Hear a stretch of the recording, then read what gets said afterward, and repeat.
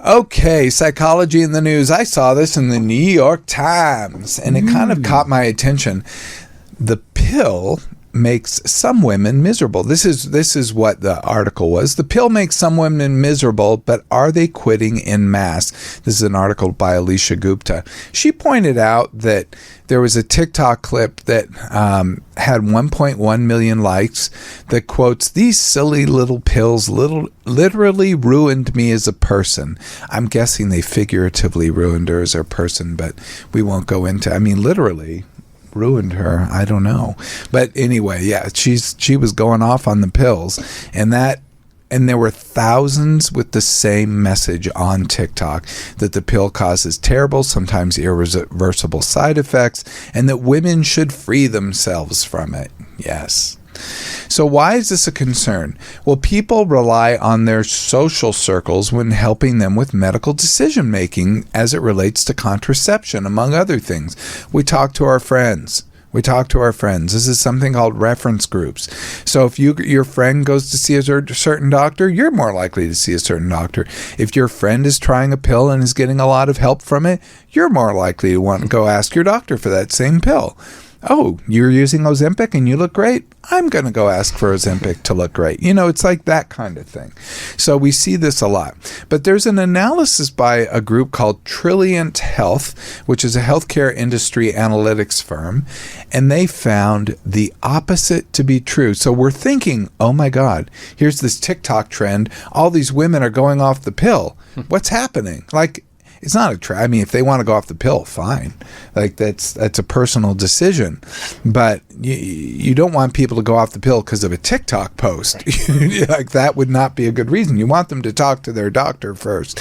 But the birth control pill has been going up, not down. That's what this group found. 10% of women had prescriptions in 2023, which is up from 7% in 2018. Even among women ages 18 to 34, who are the most likely to see negative posts on social media, have increased their use of birth control.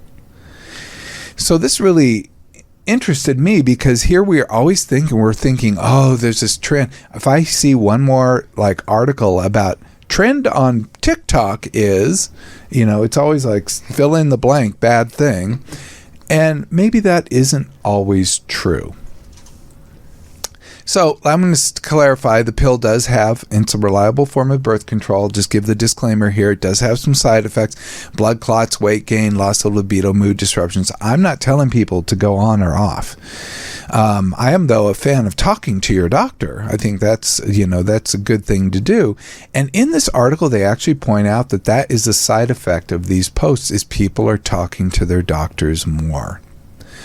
So, but people post negative things when they have problems. So if I'm having a good experience with my birth control pill, let's just say I was taking it, I probably wouldn't go shouting it from the rooftops. I would think it's working as it's supposed to. It's working as prescribed. I'm having a positive effect. But if I'm having a negative effect, this is like going to a restaurant and having a bad experience. How many times have you been to a restaurant and you wrote a review saying how amazing the place was, unprompted? No, it hardly happens. Not. But when you have a super bad experience in a place, people are much more likely to go online and post something negative. It's true. Yeah. And the problem with that is, this goes to negativity bias, and that we're going to talk more about. But negativity bias is when we put more weight into the negative than the positive. And there's some statistical weights. I always like to tell people it's at least 7 times heavier. Like a negative comment is not just twice as big as a positive comment. It's 7 to 10 times bigger. It's very much bigger. And the negative comments, remember all the negative things our parents told us? I can repeat them to you. I can fill a book. The positive things, I'm sure they were said. At one point. At one point. But it's very unfortunate. We remember the negative things stick with us. They stick with us. So when we see these negative comments, they stick with us. So 1/3 of the posts on TikTok apparently were negative, with a major focus on negative side effects. Okay. It's just crazy, though, because a lot of medication we take has negative side effects like that, so to go and post about it, it's like you might as well go post about it every medication you're taking at that point. Well, I mean, yeah, and then how helpful would that be to just post about everything that could be? Okay, so people are more likely to bring up concerns. My computer just crashed there, which was really funny, and I'm trying to follow along, and it just decided to reboot. Oh, so nice. that's what was happening. But it's good that they bring them up. But here's sort of the repost. I mean, the kind of upshot of this: pill prescriptions are going up, but they're even bigger in the 9 states that have the most restrictive abortion laws. Right. And so it seems like, in fact, we're seeing an increase, not just because we're not seeing a decrease because of TikTok posts. We're seeing an increase because of a societal ruling by a court, the Supreme Court, and then these subsequent political actors in different states putting restrictions on women being able to either get abortion or, in fact, have access to reproductive health in some ways. So I think this was really interesting. There was a 5% growth of prescriptions in these restrictive states versus only a 3% in the rest of the nation.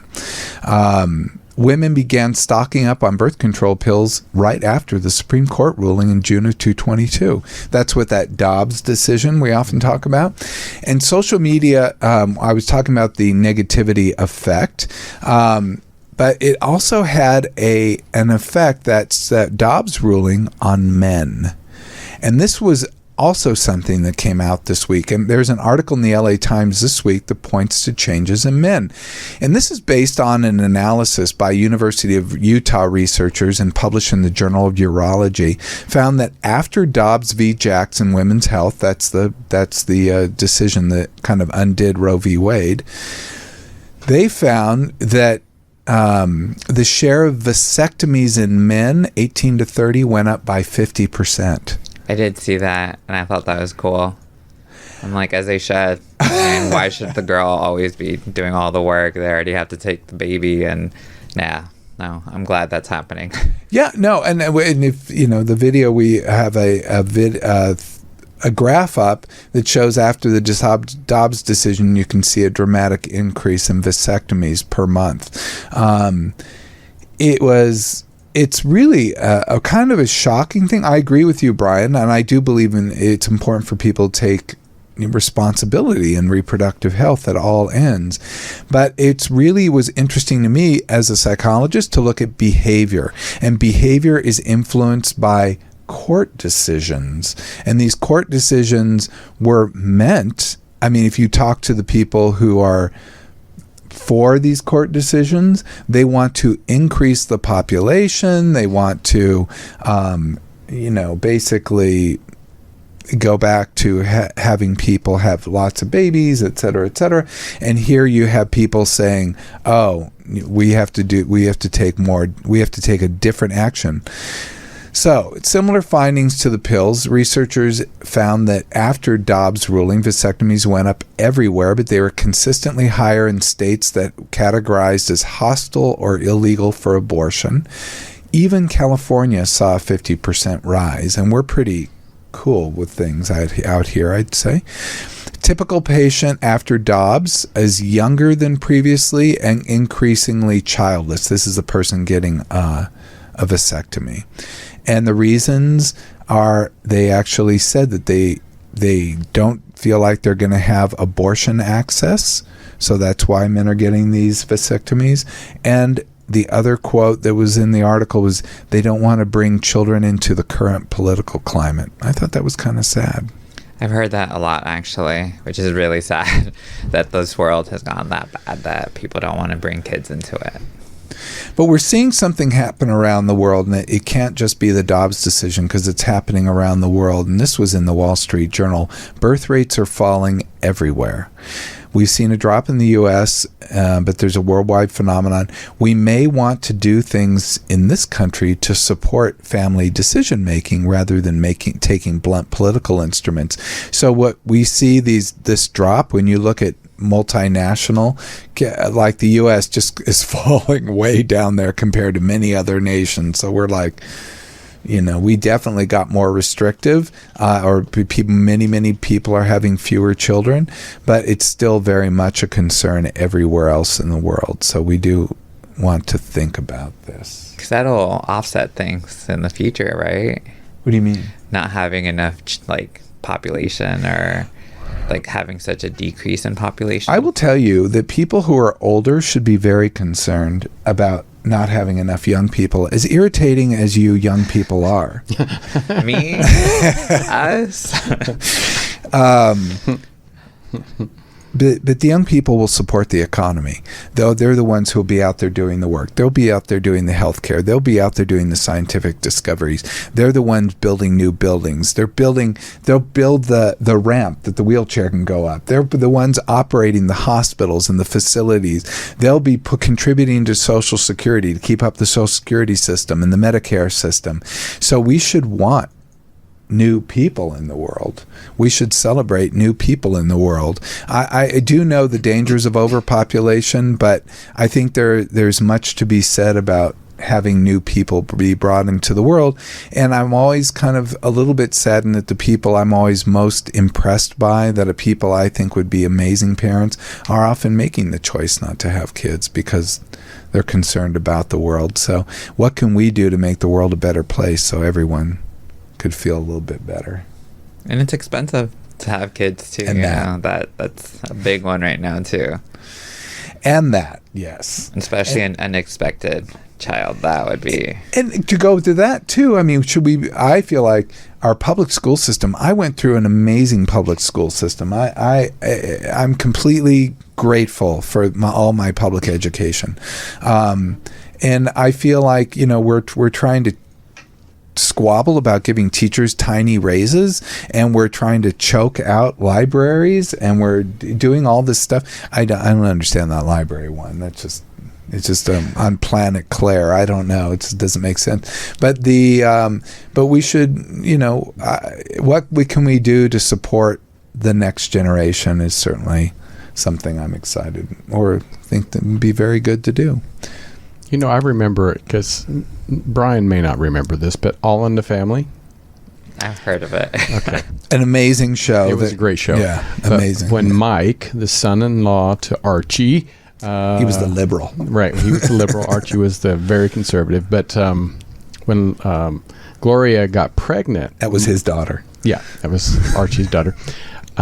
Mike was happy, but also did not want to bring a child into the world at that time. I remember that was part of the episode, and I find that fascinating.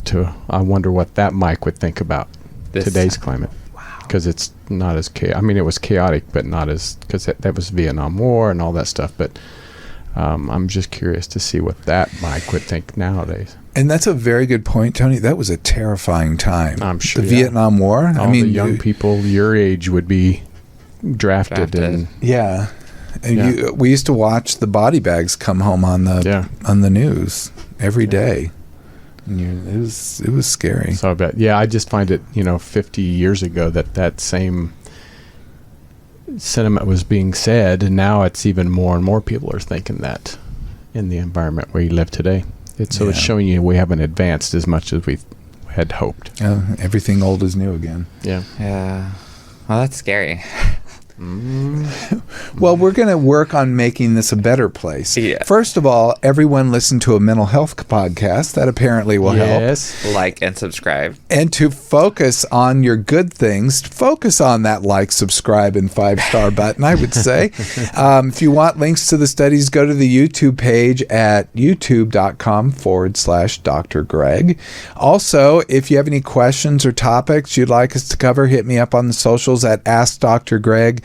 This is Dr. Greg Brian, and Tony bidding you farewell. Bye, guys. Until next time, be present, be flexible, and be kind.